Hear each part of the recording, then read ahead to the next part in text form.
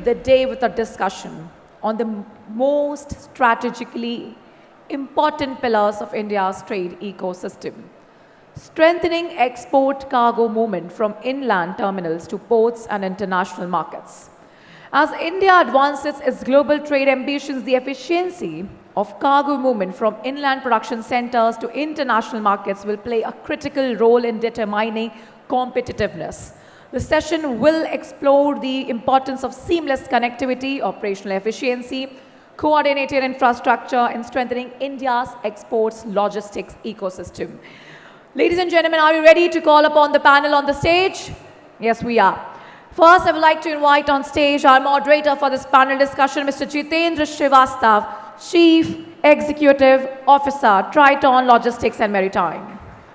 Leading a global logistics and freight management enterprise, he is widely recognized for his insights on supply chain resilience, trade connectivity, and building logistics systems that enable reliable business growth in an increasingly complex world.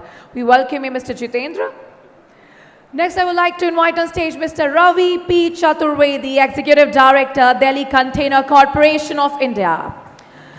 With a distinguished background spanning Indian railways and multimodal logistics, he brings valuable insights into container cargo movement, inland connectivity, and the infrastructure network that support India's growing trade ambitions. We welcome you, Mr. Ravi. Next, I would like to invite on stage Mr. Kumar Pulkeshin, Head of Rail and Inland Terminals, JM Baxi Group. Leading initiative across rail freight and inland logistics infrastructure, he brings valuable insights into strengthening multi-modal connectivity, improving cargo flow, and enhancing the efficiency of India's trade and logistics network. We welcome Mr. Kumar. Next, I would like to invite on stage Mr. Sasi Nair, Senior Area General Manager, North India, CMA CGM Agencies India Private Limited. With decades of experience in container, shipping, and maritime logistics, he offers a frontline perspective on trade connectivity, supply chain resilience, and the opportunities shaping India's role in global commerce. Next, I would like to invite on stage Mr. Ravindra Dhing, Chief Supply Chain Officer, Tega Industries. Leading supply chains for global manufacturing enterprise, serving the mining and mineral processing sector, he brings a valuable perspective on balancing procurement, logistics, inventory, and customer service across complex industrial supply network. We welcome you, sir. Next, I'd like to invite on stage Mr. Mohit Jauhari, Head SCM Shriram Piston and Rings, supporting one of the India's leading automotive component infrastructure. He brings valuable insights into synchronizing procurement, production, and logistics to build efficient and resilient industry supply chains. We welcome you, Mr. Mohit. I would like to invite on stage now Mr. Mayur Chhabra, Head of Supply Chain, JK Cement. From launching new supply chain ecosystems to integrating technology-driven planning and distribution models, he brings a practitioner's perspective on building agile, scalable, and customer-focused supply networks.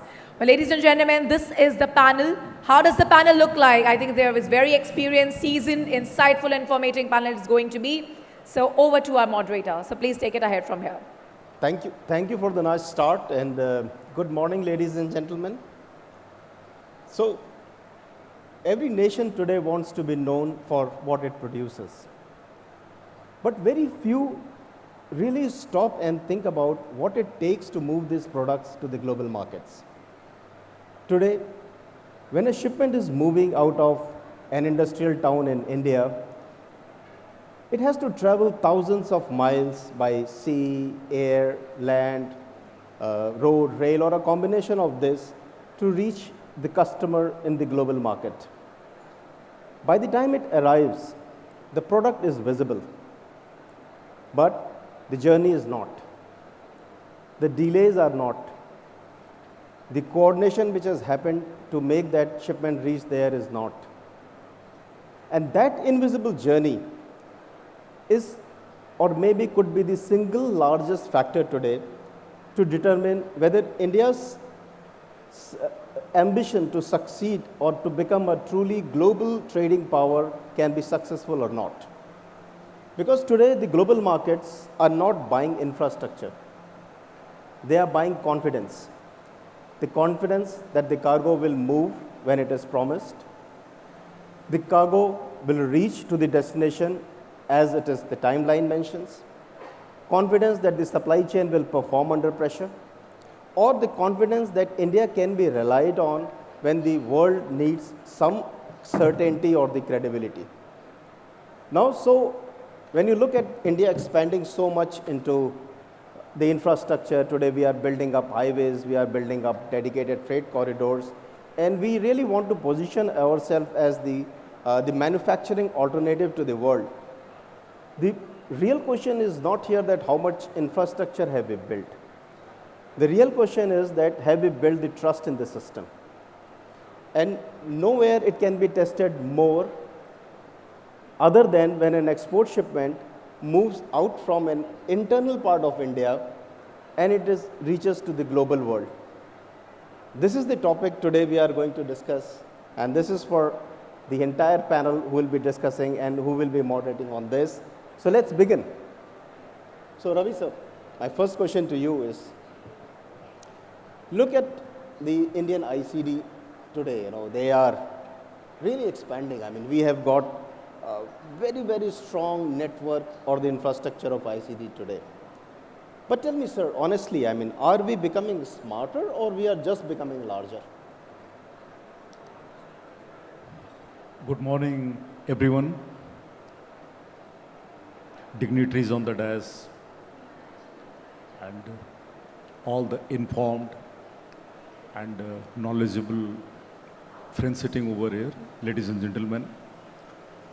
This is a very intriguing kind of question which you have raised over here, Mr. Srivastava. I am thankful to you that you have given me this opportunity of delving into the issues of the Indian ICDs getting larger or smarter or both. So I would emphasize that the development of ICDs, it was a corollary of the growing EXIM trade of India. And as you are aware that historically we have very strong footprints in terms of our EXIM trade, right from our ancient days to till modern days. Concor Container Corporation of India is a leading logistics company, government Navratna PSU, largely into EXIM business. As you can see that I'll speak about Concor in particular. I don't want to tell more about other ICDs and other fellow partners in this field. Concor is operating at 68 Concor owned terminals and at 194 locations of railways, including railways, container rail terminals and ECRTs as well. So you can see that the reach of terminals is really very high and it's significant. At the same time, by integration of the terminals, transporters from the first mile to the railways, roads, and subsequently to the shipping lines, we have an integrated kind of supply chain and they are quite visible. So the smartness of the terminals and the smartness of the entire logistics chain lies in the visibility and predictability of the cargo. So we are moving towards the resilience building phase at the moment. Initially, we were into the capacity building phase, and now we are moving towards the resilience building phase. So the proper integration by using all modern technology like internet to start with, AI and ML, and making them rather leveraging them for the predictability of the cargo, visibility, and of course the cost competitiveness is a very important factor which has to be taken care of. So it's growing in horizontally and vertically as well as it is growing smartly as well. This is, I would like to say. Thanks. Thank you, Ravi. I would say you touched upon a couple of very, very important aspects here. And one of the things which I could pick it up and say that the integration is one of the most critical factor, because this is directly linked to the visibility of the cargo. And today, the biggest challenge what everybody faces is where my cargo is, at which area or visibility of my cargo is there or not. So this is something which is basically leads me to the question to you, Kumar, because this is so critical here, is that while we are talking about the ICDs, but we have got the rail, we have got the ports, and we have got, apart from the ICDs, are all these ecosystems as operating as one today? I mean, honestly, do you think so? Thank you, ISS, to give us this opportunity to speak at this forum. And thank you, Jitendra ji, for such a wonderful question for the audience here. Historically, if you look at all the components of this whole supply chain, whether you call it a port, rail operator, or the ICDs, have been working in a very, or a shipping line, have been working in a very fragmented manner.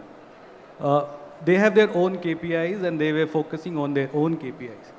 But the good part is that lately we have understood, while the KPIs are different, the objective of all of us is to deliver the cargo to the right person in the right time with the minimum cost.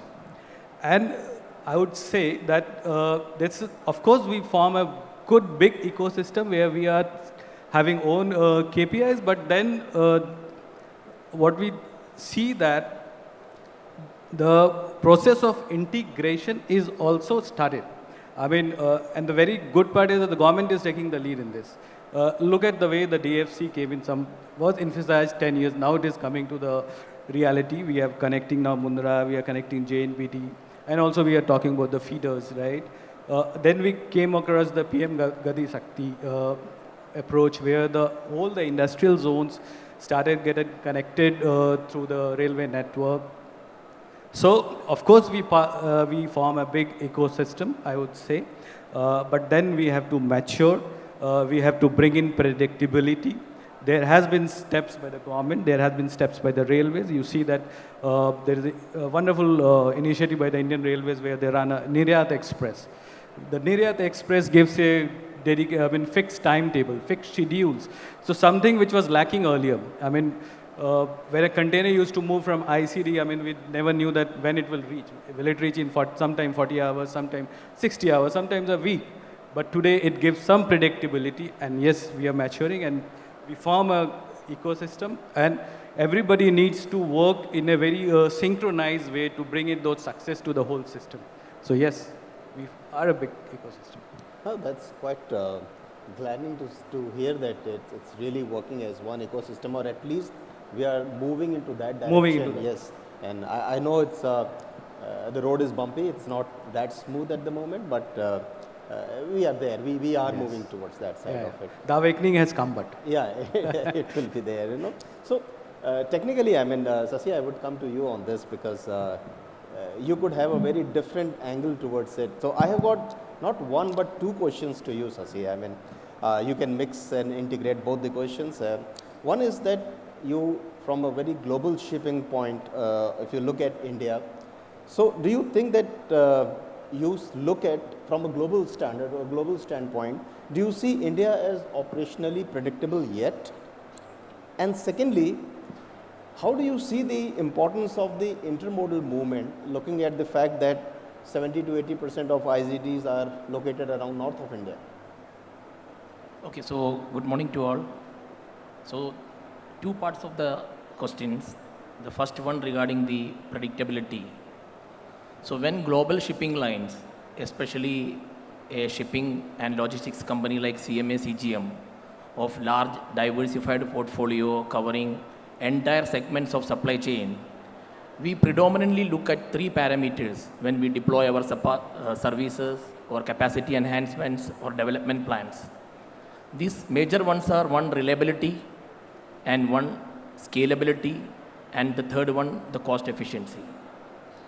And we all know that with specific focus from government of India in the recent years, India has achieved phenomenal growth in the infrastructure development, whether it is port infrastructure and capacity, rail intermodal like dedicated freight corridor, national highways development, inland container depot, logistics hubs, and also the revolutionary measures like GST, simplified tax reforms, PM Gati Shakti, national logistics policy, simplified and digitalized documentation procedure.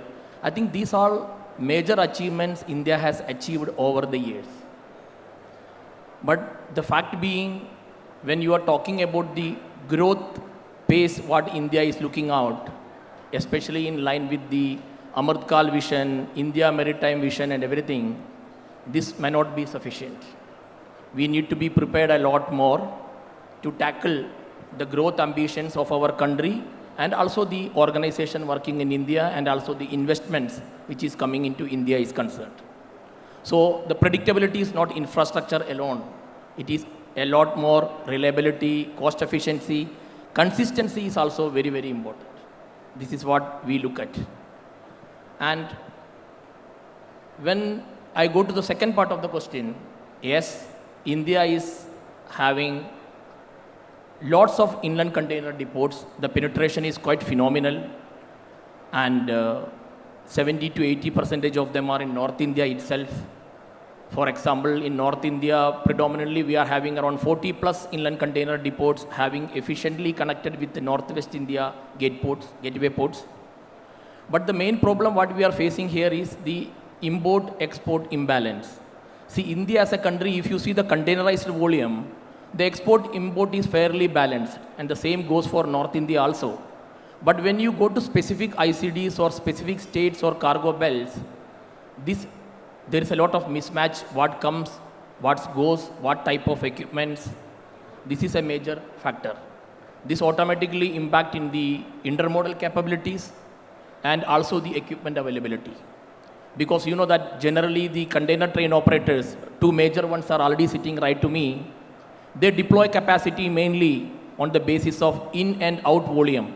An efficient and cost efficient model of rail can be given when there is sufficient volume for outbound and also inbound. So when it is more imports and less exports, then automatically reliability become a challenging one actually. So there is a big need for arresting the by road cargo. A lot of cargo go by road because of the geographical proximity, because of the cost efficiency. But we really need to attract those cargo into the rail model so that the imbalance can be covered to large extent and there can be more reliable rail intermodal solution. And cost efficiency is very much important. We all know that DFC has given a lot of reliable service. The transit time has been improved drastically, but when you are talking about the cost factor, it is still the expectation actually. It has not given too much of a cost advantage except some specific terminals or specific cargo segments. And on top of all these things, everybody need to focus on the green intermodal, the sustainable solution, which is a focus for everybody and for our country also who has committed for the carbon neutral, net carbon zero emissions. And for CMA CGM also, it's a very focused segment where CMA CGM is focusing a lot on sustainable shipping and intermodal solutions, whether it is deployment of our LNG ships, our warehouses working in the solar model, and our block trains, rail intermodal we are boosting a lot, our terminals. So all this area also we are focusing a lot on sustainable ones. So intermodal, there is a lot of improvement required. Imbalance needs to be arrested. Rail need to be more and more utilized, which is a true model of the green energy transportation system. This is our view actually. Thank you. Thank you, Sasi. Hope I addressed both of your questions. Yeah. So thank you so much. And I think it's very, very interesting to hear that positive sound or the positive note on where we are approaching towards. And one thing which I really feel as a takeaway is the export-import imbalance which you touched on. And I think this has to do a lot with the availability, with the cost factors and several kind of things. And this is something which now I would like to hear from the other side of the table, because till now we have been talking about from our side that how the the logistics service provider or the shipping lines can help, but let's look at from the people who are receiving it, so from the industry itself. So, Ravindra, my question to you is, how much inventory today exists purely because you don't feel that you can fully trust the movement as of now? Good morning, everyone. Good morning to the dignitaries on the stage. So, very tricky question. Someone sitting in Kolkata, the slow speech city, and managing logistics wherein we export to around 96 nations across the globe. It used to be a nightmare, I would say. So I'd seen the industry pre-COVID, post-COVID. I would say there is some welcome changes, some very sweet surprises we get, but I would say we are still not there. Even for most of my consignments, at times I don't look at the port which is next to my door. I look at some other port because I get better reliability. Yeah. So when it comes to the inventory, it is a very critical, or I would say complex polynomial equation wherein you need to look at, say, 3CR, criticality of the component to the customer, complexity of the route, and the kind of commodity you are going to handle. And on top of these three elements, the reliability factor will come into it. So there are commodities which we keep for, I'm not just as an exporter. If at all I need to export, I need to, first manufacture. And as a manufacturer for certain categories, because of these issues with respect to the eastern part of India, some commodities I'm keeping at least 2 months of stock, which is, I would say, in today's world wherein everyone is talking about JIT, is something is a crime, I would say. And for some commodities, yes, even with when we have our plants in Gujarat and all, we keep around 15-20 days because the reliability is much better when it comes to the western part. But at the end of the day, if we see, we had moved from what we were to what we are. But what we are today is, I think, at least 5 years, lagging than what we should to compete with the, neighbors.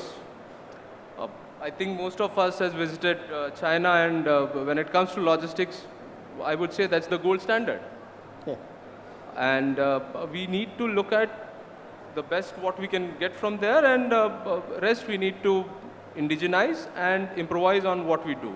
Secondly, as Shashi Saab was talking about sustainability, today being the World Environment Day, the point coming out from agencies as big as this, it makes sense for people in our industry when we talk about logistics, that yes, we are talking about green. Shifting from road to rake is a welcome move, but I would request the whole fraternity to look into the reliability part, without which there will be delays. There will be people still sticking to road, not going for rake model. So Yeah. that's what I would like to sum it up with. Thank you. Yes, Ravindra, and I agree with you also to a large extent that this is one ongoing challenge which is being faced, and I think reliability is one of the most important factor when it comes to this. So, Mohit, I didn't ask the inventory question to you because it might have hurt you more being from an auto industry. So, the just-in-time is totally gone at the moment. For me, it's when I look at the exporters today. So, in your perception, what damages exporters more? It's the high cost or it's the unreliable timelines? So, good morning everyone, and I would first thank IACS, Mohit and Ayushi for getting us all together, and Jitendra for setting the tone for this panel discussion so nicely. Coming to the question, maybe I'll take a few seconds to first understand the fundamental shift in how we approach things. The fundamental shift, if you look at, all of us use Amazon, and some of us prefer to go for Amazon Prime. Why? We want it faster, we want it more predictable. Amazon is the gold standard in in how to manage supply chains. But even there's a differentiation and people are willing to pay more for a reliability and predictability. So any day, reliability and predictability is more important than anything else. There's other way of looking at it also, but prima facie, everyone wants more reliability. Unreliability or unreliable commitments can lead to a lot of loss of customer trust.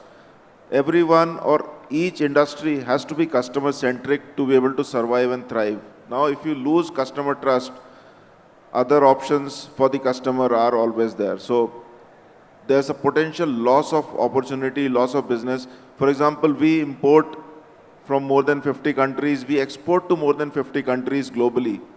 And the single most important thing is that we have to be reliable by way of making sure that we deliver the product on that particular day and time. That is the most important thing. And this is the number one thing. Obviously, there are contractual penalties in case you don't deliver to, customers abroad. There are going to be penalties which can kill a business. So late delivery penalties can be catastrophic for a company. Then, we discussed about inventory. Ravindra also mentioned about inventories. So the customer, if you are unreliable, is going to hold inventories, and who's going to pay for it? The question and the answer is simple.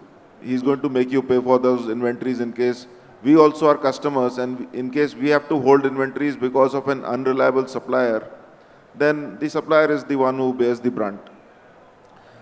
And ultimately, we all work for our reputations. Reputational damage can be, again, very detrimental to an organization. And that is something which all the companies across the globe need to be very careful of. So that is where we need a lot of support from the government and the agencies involved across the chain to be able to serve the customers in time, and obviously on the other side, receive consignments on time, the committed dotted timelines. Now, this is specifically true for engineered products. So reliability is very important for engineered products. Now look at textiles or some of the other stuff which can be made by any country nearby or away from us. In those cases, the costs are very important. So you cannot end up paying higher costs and becoming unviable. So there are two ways of looking at it. The reliability for engineered products, but costs for the run-of-the-mill commoditized products. That's my take on it. Thank you. Great, Mohit. And I think it's a very sensitive area where you touch that there has to be a very delicate balance between the reliability, the timelines, and the cost, because nothing can go beyond the viability factor. Then it becomes very critical. In that part of it. So, Mayur, in fact, the customers are willing to pay, as I said, in the case of Amazon. Similarly, export customers, they are willing to pay 5% more Correct. or 10% more if we are going to predict that we are going to deliver it on the 27th of July for that matter. Yeah. So that is the kind of money that is available for companies like any one of us. Absolutely. If we are able to make it reliable and predictable, you get to earn more. Absolutely. As simple as that. Absolutely. I think it's more to do with the value for the money which you spend more, and all of us as an individual are also paying that premium part of it. It's only to create that reliability and value, but we are not going to pay something so extraordinary that even the cost of the product doesn't get viable for us. So I fully agree with you, sir. So Mayur, now we spoke a lot about reliability. We spoke a lot about how much time do we lose in all those things which are not really integrated well. So from your standpoint, where do you think that India loses the time most today? Is it the movement? Is it the approval mechanism, or is just the coordination? So hi, good morning everyone. I think a very interesting question which has been thrown at me. First of all, I appreciate the way my co-panelist Mohit explained the need, why there is a need for this type of predictability. And he gave a very classic example of Amazon versus Amazon Prime. But there's a new set of theory which has come again. People are now moving to quick commerce because they are becoming so impatient that they want the delivery to happen in 15 minutes. So that's how the world has changed. So as a supply chain professional, we should understand that how our ecosystem has been working. If we talk about 10 years ago, 15 years ago, people used to talk about logistics. Nobody knew what an entire supply chain is. But today, when we speak, the supply chain has evolved over the years. And while we have been learning about VUCA in our academics, but now all supply chain professionals have become veterans and PhD holders in managing VUCA. Yes. Because every year, every quarter, something or other is hitting us badly. And we supply chain professionals trying to see that how do we cope up with this type of thing. So I think that specialization and that sort of adventurous job which we are doing today is something we should all acknowledge that it's amazing. And I feel very elated and proud to be part of such a journey, such a transition. When I have seen customer demand changing, the set of warehouses, the warehouse infrastructure changing, the standards for the warehousing changing, customer becoming more demanding, companies becoming more agile, more resilient. And that's how the entire ecosystem is changing. When you talk about that, what is the main area where we lose time, whether it's into movements, approvals, and coordination. And I was jotting down my thoughts yesterday night that what is actually the practical thing happening. If you see, we've invested heavily in terms of roads, as Mr. Ravi was talking about the container corporation coming into ICDs and into terminals, and we are one of their customers, and we have been using their services, so we know that how the expansion has been happening. You talk about rail corridors coming up, Gati Shakti terminals and other things, that is also happening. You talk about ports and inland terminals, that is also happening. But yet cargo often faces delays because the main problem is that all of us are operating in silos. There is no coordination between us. And that's the key, which is creating an imbalance in the entire value chain. When you talk about if the exporters, ICDs, rail operators, shipping lines, ports, customs, and regulatory agencies are working on the same platform, then you can eradicate this problem. I'll give you a classic example because we adopt so many modes of transport, and we are also working on the inland waterways, wherein our material moves from my plant. We have got our own private freight terminals. So it gets loaded. First mile is through the roadways. Then it gets loaded into cargo, the containers, and it is moved through rails to my Mundra port or some other port. And then it goes through waterways to my location. But in the entire gamut of operations, the whereabouts is a challenge. I don't know where my consignment is, what time it is reaching, because first mile I have to be dependent on my truck operator.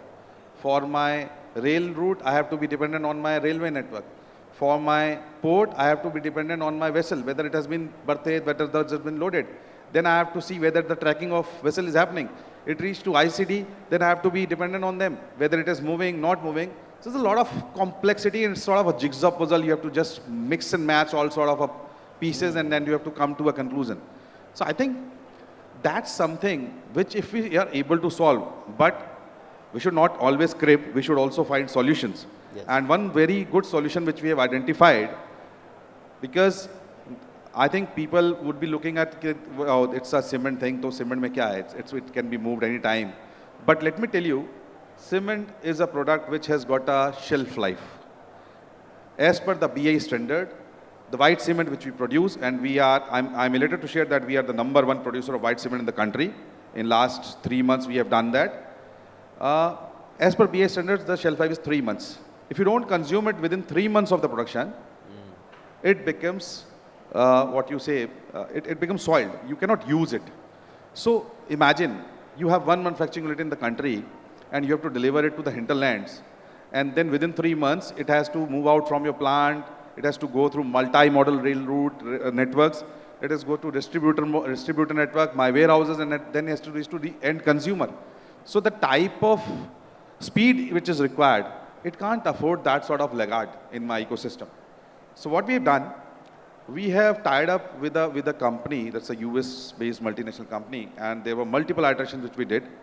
And we place certain solar panel devices on these containers. This gets, once you can charge it from once you are dispatching the container. But on the move, it gets energy through the solar energy. And for 45 days, it gives me a ping every 1 hour about the whereabouts of my shipment. So whether it is moving on road, whether it's moving on rail, whether it's in vessel, and that's an international SIM card. So even if I'm sending my consignments to overseas, then also I get to know where my consignment is. So that sort of predictability, that sort of visibility, that sort of convenience which we have developed over a period of time, I think that has given us a leverage over competitors to make sure that while it's a dream come true if all the systems get integrated, but till the time if it is not happening, there should be something which we can find and we should work on. So that's how we have gone that. Thank you. No, very, very well put. I would say the real thing which you really emphasized pretty well was, apart from the reliability, the visibility, and how do you track your cargo or you keep it visible to you throughout the journey, so that you can plan a lot of other activities, because it's not just the movement which is about that cargo. As you said, that there is a shelf life, it has to be consumed. So this means it has reached to the right market, to the right the consumers. So a lot of things which are involved. So very well put. And also I like your point about the VUCA. So in fact, this VUCA is in itself becoming a VUCA now. So I don't know where it is heading. So thank you so much, Mayur, on this. And now we should move towards a little bit of an accountability side of it, because we spoke about that how weak or strong our network or the system is. But let's talk a little bit about the accountability. So my question to you, Ravi sir, and Kumar, to you is that, who do you think owns the accountability once the cargo gets delayed? See, as Mr. Mayur discussed about the visibility of the cargo and the technology which they are using for the visibility, which further leads to the predictability of the cargo, which is quite an important aspect for the entire logistic supply chain management. The accountability factor is really very important, because right from the doorsteps of the factory to the end user, it goes through a multiple kind of handling, and multiple intermodal modes are used for transportation of that particular commodity or cargo. So the accountability, that has to be seen in terms of the entire supply chain. So if each and every segment is working in a silo, then definitely it will be easier to pinpoint a particular factor which has led to the delay of the cargo. But at the same time, as we are moving towards greater integration and greater interlinkage between the various modes, so now it becomes a composite responsibility of the entire chain to ensure that the cargo don't get delayed. So the accountability factor, that is eliminated or that can be mitigated. So of course that can be pinpointed, but it's a part of whole supply chain. So it's really difficult, but not impossible. But the responsibility of all the accountable factors in it, or all the stakeholders in it, is equally important to make it a success. That's all. Agreed. Kumar, any take on this? Yeah, thank you, Chaturvedi, for that. I mean, the beauty of the system is that if he is happy, they are happy, the whole system is happy. So the success of the whole process becomes when everybody works in unison, right? So I would say the failure of one person cannot be counted on this, right? It is a joint responsibility, everybody's responsibility. I would rather like it look at a different way. Instead of saying who, why, I will say why it is happening. Let's focus on why. Is it a human error? Is it a process error? or is it something else? If it is a human error, put in the right talent. If it is a process error, put it the correct process, optimize the process. So, I mean, it is a joint effort to bring the country's product to the customers overseas in a timely manner, and so the responsibility lies with every one of us. Yeah, of course. And I think the most important thing is the identification and the acknowledgement of the problem. If we are able to do these two things, I'm sure that we can find a lot of... The failure has already happened. I mean, I can't change that, but I should not repeat it again. Yeah, For that, I need to identify why.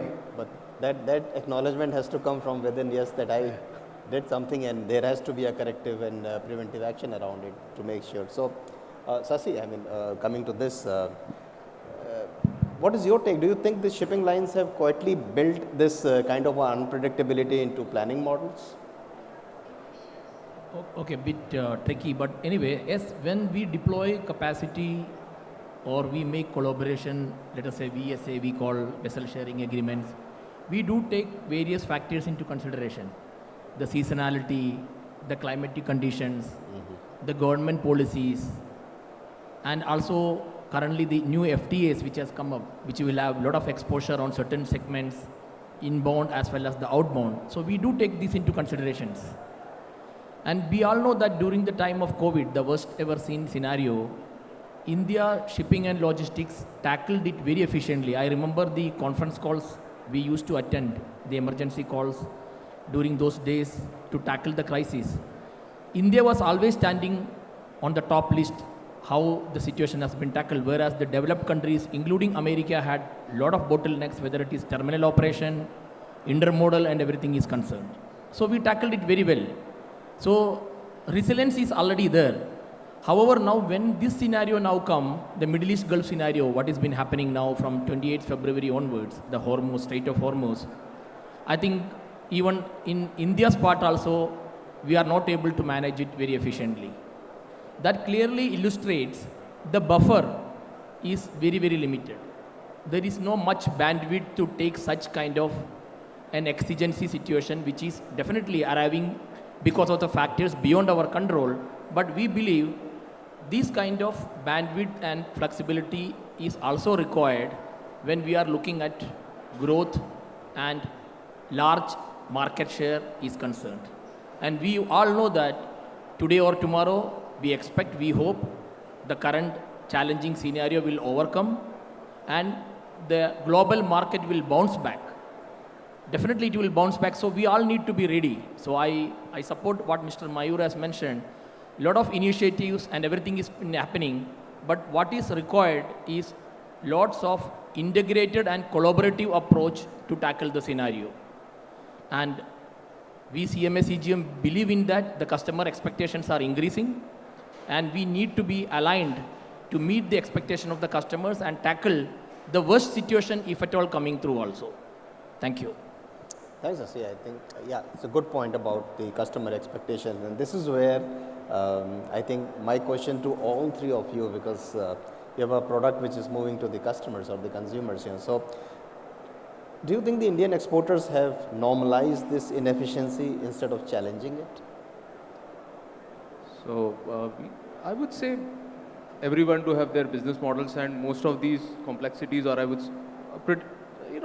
issues, we had already built into the system. We had our own scenarios wherein, if at all, this specific season, this specific port, let's avoid this route. So those things, most of the established business groups has already done in the system, but that's not how you are going to be, going to be a developed nation. You'll have to look at the problem, have a plan B in place for the time being, but look at a solution which is, going to help you out in the long term. So, resilience and grit is going to help you for a specific time period, the way we did in COVID. But till the time we have our systematic changes done, the planning done in line with what we are expecting to be as an economy, if at all we are not up to that mark, we as a logistics people will let the goal of the nation down.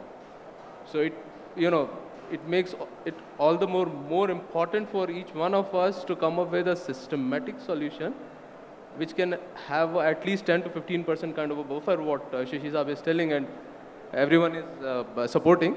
So that should be a vision statement which should come from each and every exporter, should be shared with the governing agencies, and then there are people who are ready to work on those things. But yes, the vision statement or the expectation has to come from people who are going to export, or I would say manufacture in India. Yeah, correct. So basically, I'll add to what my co-panelists have been saying. We have two major issues as far as Indian mindset is concerned. One is chalta hai, inverted commas, and jugaad. Now, we are very happy at achieving something through ingenious ways, making things happen. As Sasi also mentioned, during COVID, we were able to maneuver and somehow manage the show.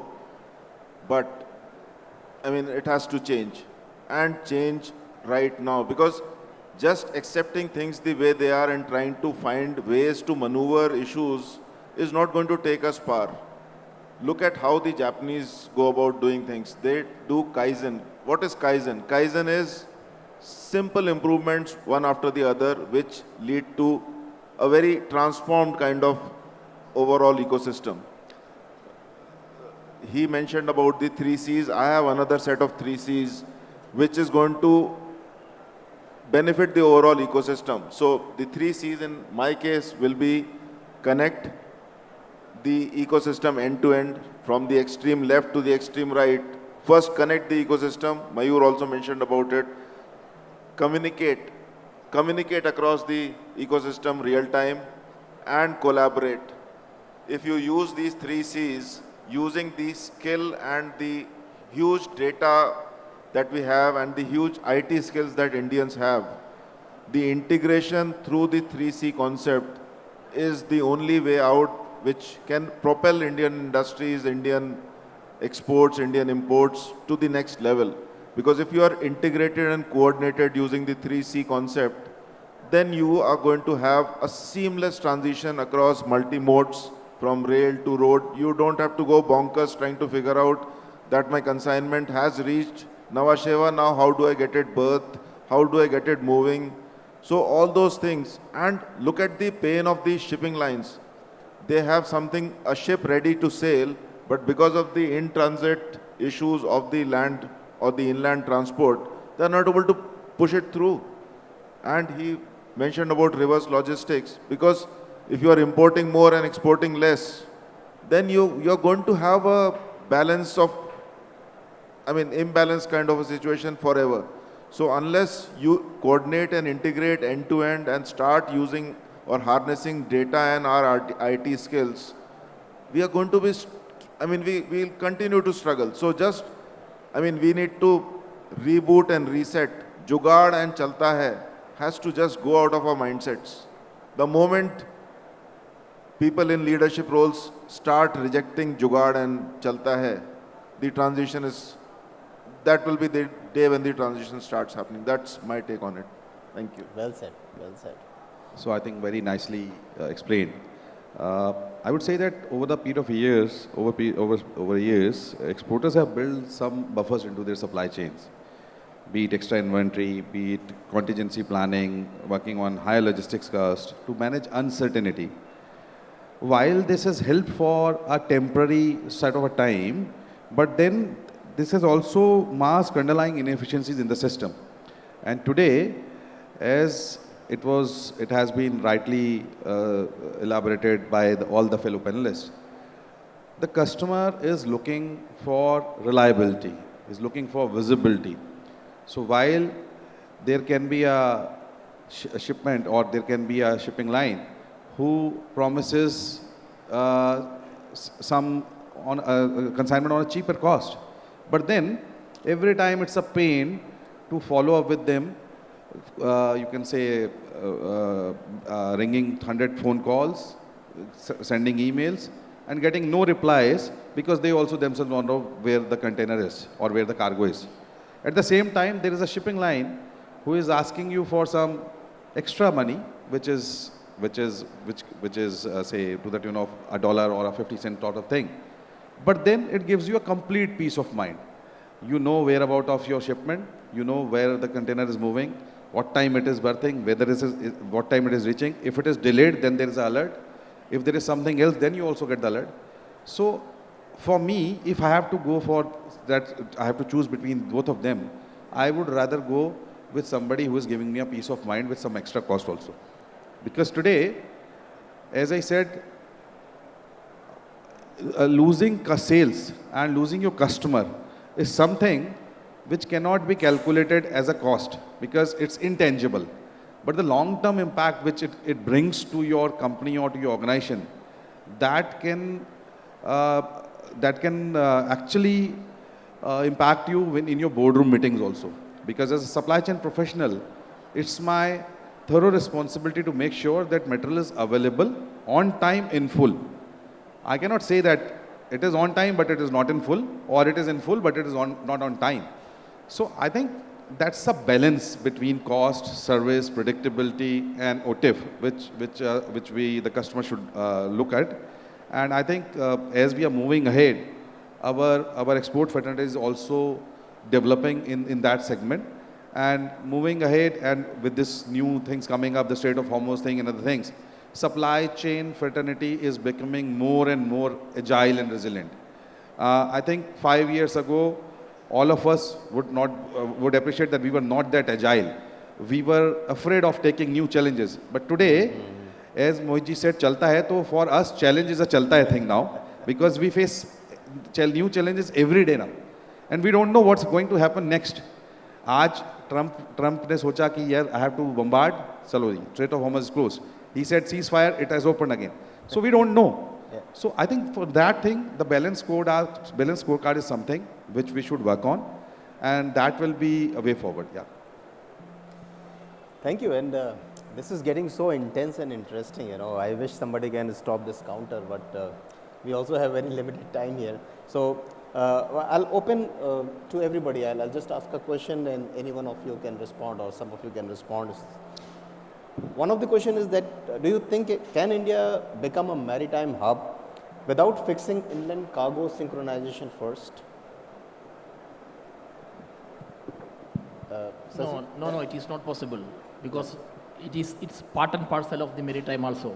So both has to be in equal way, and it has to be highly synchronized. We have such a big landmass. How can you avoid this? I mean, you will have to be, the inland parts has to be there on the top for the maritime industry to make it successful globally. Yeah, and this is something which is, everybody feels across, whether it is on the other side or this side. But then the question is that, why are these inland movements and the port discussions still disconnected in 2026 even? Let me come in here. I mean, all of us know about the logistics performance index. So India's performance rank was 44 or 44 in 2018. In the year 2023, it moved up to, any guesses? We are 38th in the world now. And everyone feels that China is the best. Anyone knows what China's rank is on the global scale? Any guesses? Take a guess. Any one of us can take a guess. Pardon? Yeah, you're close. They are number 19 on the global index. So China, while we feel they are doing a fab job, the number one country in this is, any guesses?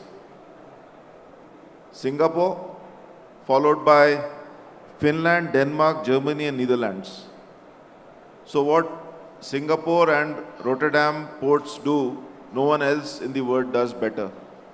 And that is the kind of benchmarking that we need to do. Again, coming back to that integrated thing. The moment we integrate and synchronize end to end all the modes of transportation and communicate real time, that is the only way, and it is possible. Nothing is impossible. India is the leading IT economy in the world. So why can't we do it?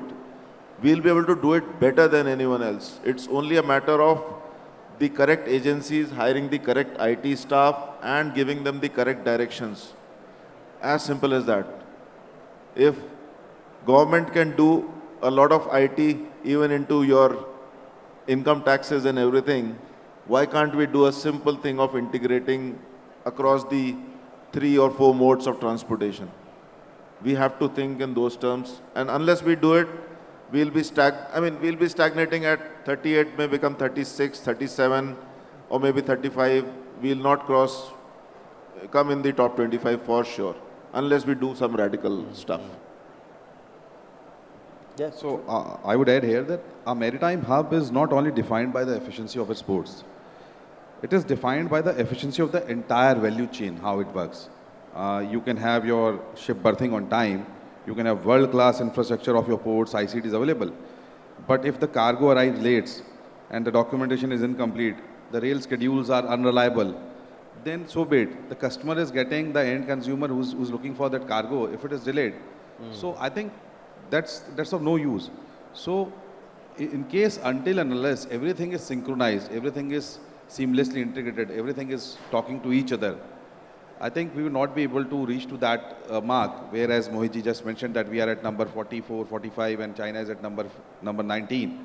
So it's a hell lot of a bridge and gap, the gap which we have to bridge. But I think the way things are moving in the right direction and over a period of time, the way we have seen a lot of government interventions also coming, people are investing, I think I feel that in a couple of years, this will also come true as we move ahead, yeah. In fact, I'll add to what Mayur said. The Container Port Performance Index also measures the performance of the ports. Now, out of the top 100 ports, India has 9 ports. So look at the dichotomy. We have 9 good ports in the top 100, but we don't have the back-end systems to support that. Fantastic. I mean, where we look at it, I think... I would just add one thing. The kind of emphasis which we are witnessing at the moment in the last, you can say in the last decade, which we have seen that there has lot many new initiatives which have been taken by the government.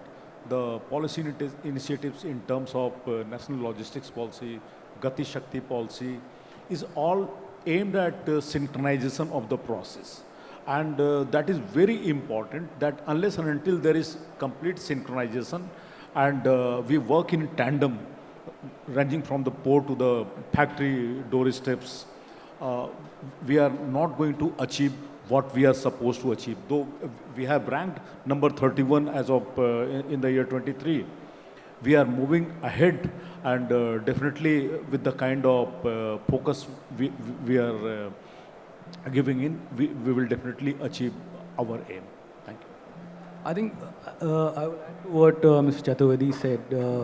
While there has been a lot of efforts, a lot of initiative by the government, what we lack really is the speed which the expectations from that side is, right? If you compare it with China, China started, I mean, we're 30 years ahead, right? The process has been different.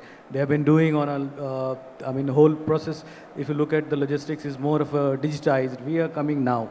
So we are reaching there. Of course, we will reach there, but the speed is that what is required to be there. So I feel the heart is in at the right place. It's just the matter of pace, that how fast or how quickly we can do it. So we spoke a lot about China. From a global manufacturing perspective, look at it.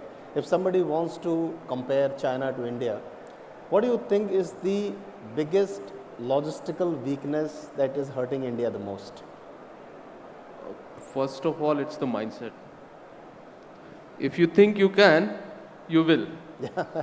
So first and foremost thing is, we'll have to think that way, that yes, we are going to get it done. And the resilience and grit which we had shown time and again, that will come to the forefront. But at the end of the day, if you compare with the infrastructure they have in China, with the way they set up their industrial hubs, we don't have that kind of policy. You go to a town in China, you'll have all the industries of the same nature manufacturing similar product at the same place. Whereas we don't have that kind of a mindset. We have some, dedicated places wherein we have, say, hub for aluminium, hub for petrol, hub for chemical. But that is, I would say you can count on your fingers. It's not like a thing we do everywhere.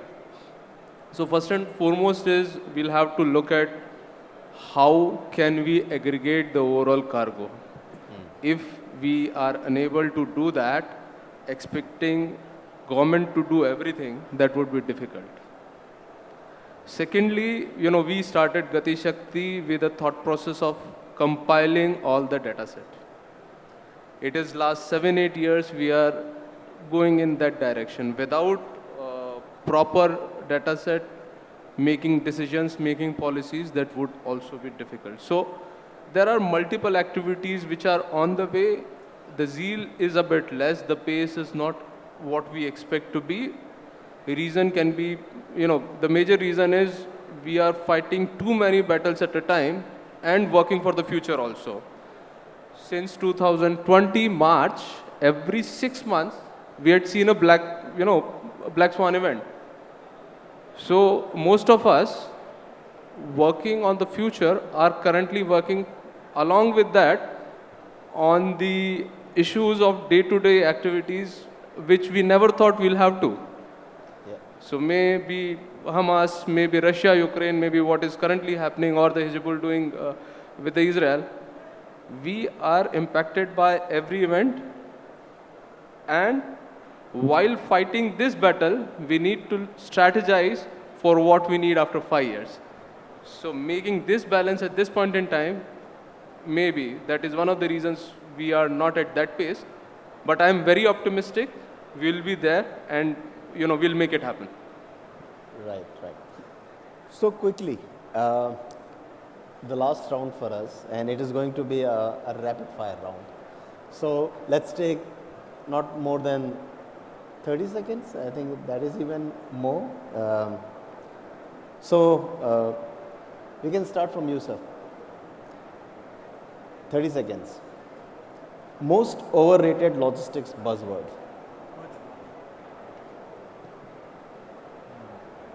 Very difficult, but yes, I'll try to answer. Most overrated buzzword is visibility, what I think.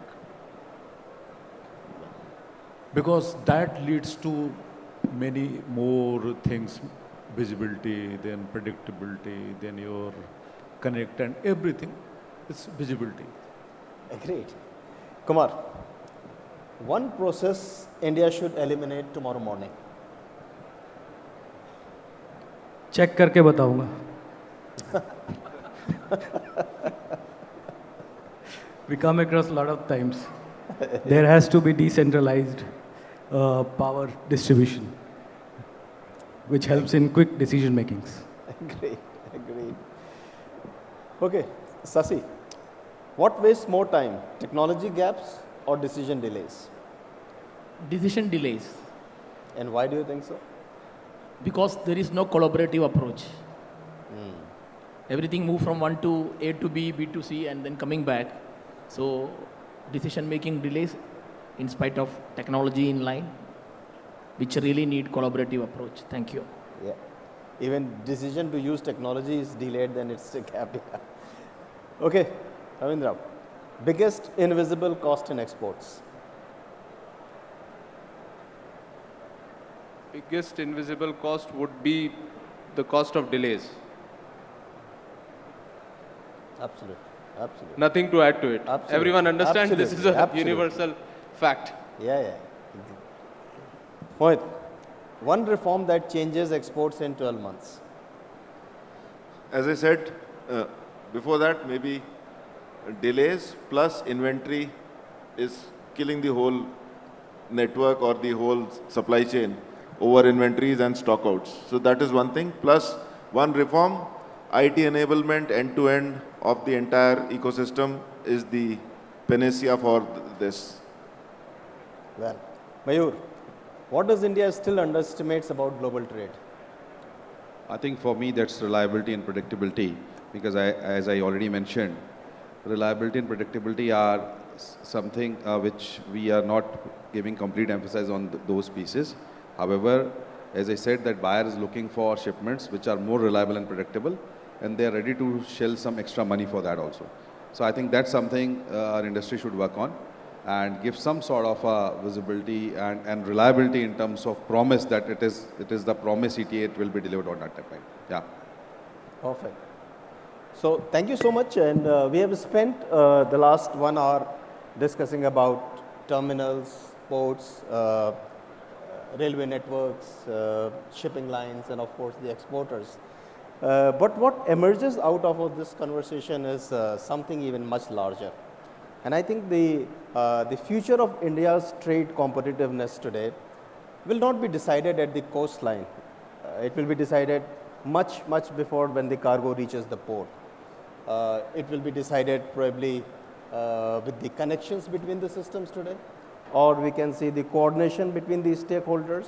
And the most important is our ability to turn the infrastructure into performance. And I think because if you look at every successful export today tells you two stories.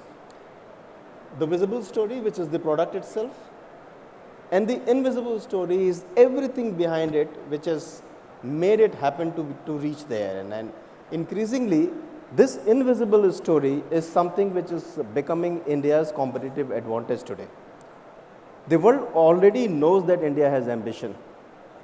What we need to show, or what the question here is that, can India become synonymous with reliability? Because the global trade today needs the reliability. And the reliability is not an operation matrix for the global trade. It is much more than that. It is something which is a national reputation or a national pride. So on that note, I would really like to thank you, the panelists, and for the ladies and gentlemen to be such a wonderful audience. Jai Hind, and I would leave this forum open for any questions which you might have to the panel.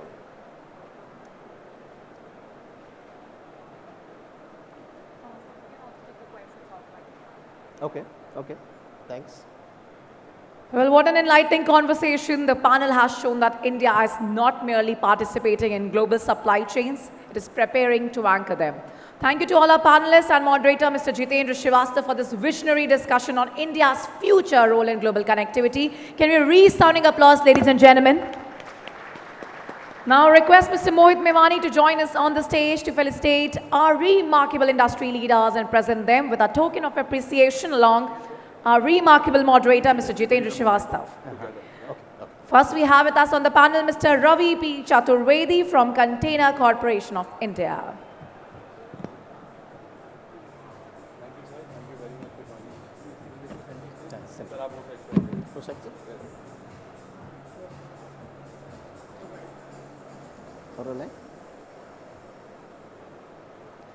Mr. Kumar Pulkeshin from J.M. Baxi Group.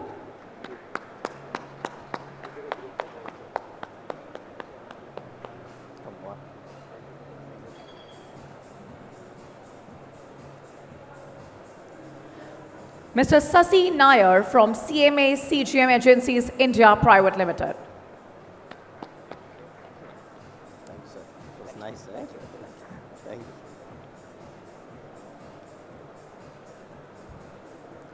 Mr. Ravindra Dhing from Tega Industries.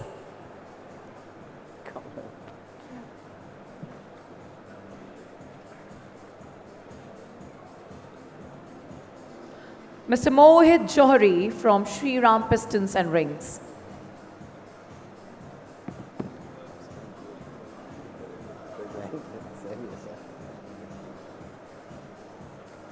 Mr. Mayur Chhabra then from JK Cement. Thank you, sir.